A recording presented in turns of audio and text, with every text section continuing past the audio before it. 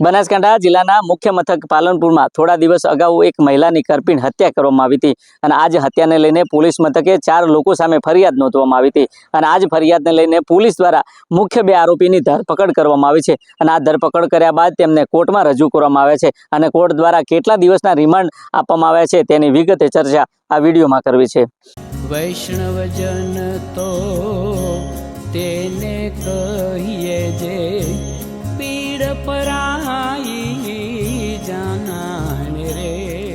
નમસ્કાર, હું છું દિનેશ ઠાકોર। નવજીવન ન્યૂઝમાં આપનું હાર્દિક સ્વાગત છે। થોડા દિવસ અગાઉ બનાસકાંઠા જિલ્લામાં એક મહિલાની કરપીણ હત્યા કરવામાં આવી હતી અને આ જ હત્યાને લઈને પોલીસ મથકે ફરિયાદ નોંધવામાં આવી હતી। મળતી માહિતી મુજબ પાલનપુર તાલુકાના આકેડી ગામના વસંતભાઈ આકેડીવાળા જેઓ પાલનપુરની ચાણક્યપુરી સોસાયટીમાં વર્ષોથી રહે છે અને તેમની જે ધર્મપત્ની હતી આ ધર્મપત્ની શાંતિબેન આકેડીવાળા દ્વારા તેમના ઘરે ઘરકામ કરતી અને વિશ્વાસમાં રહેતી જે રેખા રાઠોડ છે આ રેખા રાઠોડને ધંધો કરવા માટે 79 તોલા સોના ચાંદીના દાગીના અને 2 લાખ રૂપિયા રોકડ આપી હતી। જોકે જે સમય હતો પરત આપવાનો એ પરત સમય આ રકમ અને સોના ચાંદીના દાગીના આપતા આખરે આ ઉઘરાણી કરવામાં આવી હતી અને આ જે ઉઘરાણીને લઈને જે રેખા રાઠોડ છે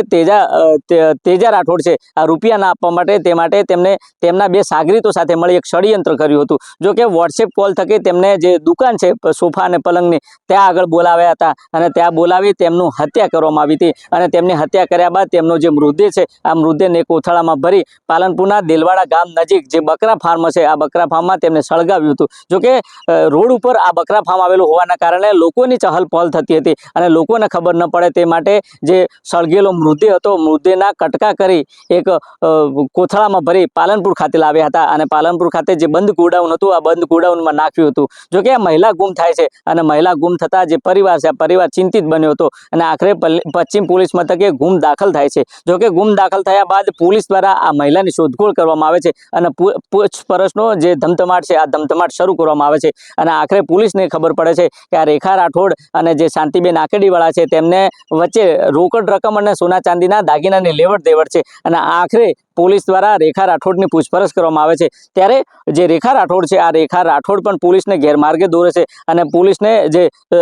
શાંતિ આકેડીવાળાને શોધવામાં આ રેખા રાઠોડ મદદ કરે છે। આ પ્રકારે પોલીસને ગેરમાર્ગે દોરે છે પરંતુ પોલીસને એક પછી કડી મળે છે અને એક સીસીટીવી જે વિડીયો હતો આ વિડીયો પોલીસના હાથે લાગે છે। જે પ્રકારે શાંતિબેન આકેડીવાળા પોતાનું એક્ટિવા લઈ આજે પલંગ અને સોફાનો જે દુકાન હતી આ દુકાનમાં પ્રવેશ કરે છે અને આ કડી પોલીસને મળી હતી અને આખરે રેખા રાઠોડને પૂછપરછ કરવામાં આવે છે અને પૂછપરછને લઈને કડકાઈ કરવામાં આવે છે। ત્યારે આ રેખા રાઠોડ કબૂલ કરે છે કે હા મેં અને મારા પતિ અને 2 સાગરીતો મળી અને આ રૂપિયા અને સોના ચાંદીના દાગીના પરત ના આપવા માટે તે માટે હત્યા કરવામાં આવી હતી। જો કે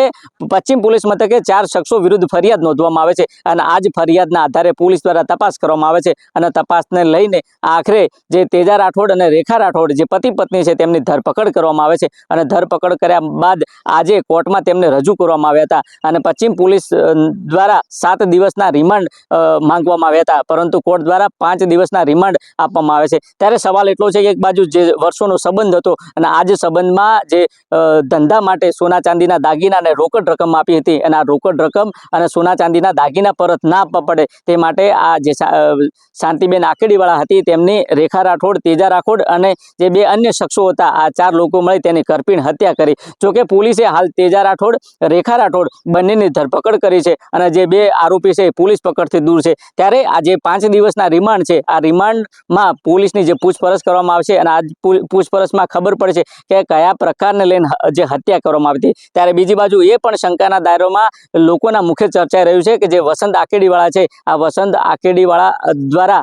આ જે રોકડ રકમ અને દાગીના આપવામાં આવ્યા હતા તેમને ખબર હતી કે નહોતી તે પણ સવાલ થયા છે। ત્યારે જે કોલ ડિટેલ રેખા રાઠોડ તેજા રાઠોડ અને વસંત આકેડીવાળા વચ્ચે જે અગાઉ જે વાતચીત થઈ છે આ વાતચીતના રેકોર્ડિંગ તપાસ કરવામાં આવે તો સમગ્ર મામલે આ ભેદમાં શંકા કુશંકાઓનો ઉકેલ લાવી શકાય તેમ છે। ત્યારે જોઈએ આવનાર સમયમાં પોલીસ દ્વારા આ જે 5 દિવસના રિમાન્ડ છે આ રિમાન્ડમાં કેવા પ્રકારના ખુલાસા થાય છે અને કેવા પ્રકારના હત્યાને અંજામ આપ્યો છે કોના કહેવાથી હત્યાને અંજામ આપ્યો હતો અને આ માસ્ટર માઇન્ડ કોણ છે તે તો પોલીસ તપાસ બાદ જ જાણી શકાશે। જોઈએ આવનાર સમયમાં કેવા પ્રકારના ખુલાસા થાય છે તે તો આવનારો સમય બતાવશે। દિનેશ ઠાકોર, નવજીવન ન્યૂઝ, બનાસકાંઠા।